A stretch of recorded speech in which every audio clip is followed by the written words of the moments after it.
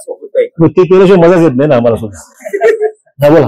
मराठवाड्याच्या बैठकीत उपस्थित होता, सगळेच जण म्हणाले की राष्ट्रवादी सोबत युती नको, आपली भूमिका तीच आहे. जी सगळ्यांची भूमिका तीच माझी भूमिका. म्हणजे तुम्हाला जी सगळे निर्णय घेतले तो मान्य एकमताने होईल ना. तो तुम्हाला सर्व मताने सार्वमत जे असेल तेच आमचं मत राहणार आहे. सार्वमत. तुम्हाला काही विचारलं वगैरे का तिथे की तुम्हाला शिंदेसाठी? नाही, मग विचार जरूर सांगेन. मी काय बोललो बँकेच्या आनंदाची गोष्ट आहे. खूप चांगली. दिवाळीच्या तोंडावर जीएसटी प्रमाणेच ही बातमी चांगली आहे. म्हणजे ही लोकांचं, सामान्य लोकांचं शोषण होण्यापासून मुख्यमंत्र्यांनी रोखलं ही मोठी बातमी आहे आम्हा सर्वांसाठी. भ्रष्टाचार पेपरमधल्या बातम्याप्रमाणे जो भ्रष्टाचार दिसत होता त्याला रोखण्याचं काम मुख्यमंत्र्यांनी केलं.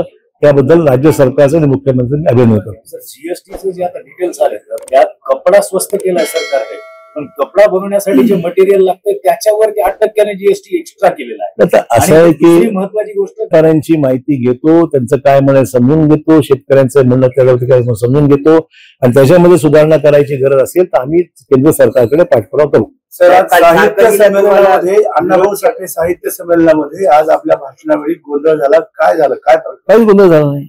2-3 लोक होते. गोंधळ काय? तुम्ही तेच बातमी महत्वाचं काय बोलतोय घ्या ना. ते आता बोलतं काय तर लोकशाही आहे, लोक बोलत राहतात आणि ऐकत राहतो. काय होत नाही, काहीच नाही. मला काय माहित नाही.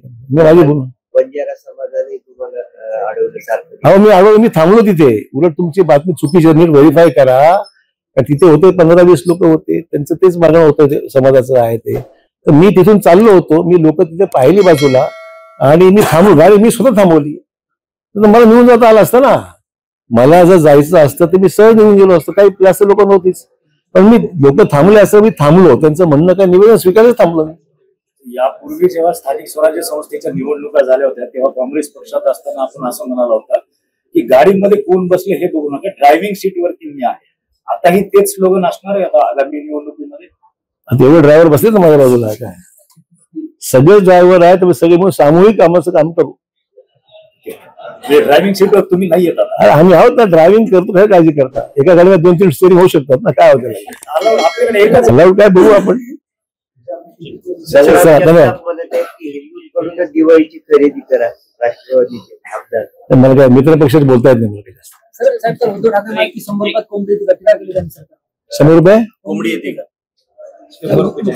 मी 6व्या महिन्यात खाल्ले नाही कोंबडी, आताही खाल्ले, तेव्हा मला माहित नाही किती. काय बोलले की वडिलांच्या पुण्याईमुळं आणि आता त्यांना संधी मिळाली आणि आता मला माझ्यावर टीका करून आता त्यांना संधी मिळण्याचा प्रयत्न करतात. वडिलांची पुण्याई म्हणजे वडिलांचं कामच एवढं महान होतं की त्याला कोणाची सर्टिफिकेटची गरज नाही. तुम्हाला तेवढी संधी मिळाली, मी काय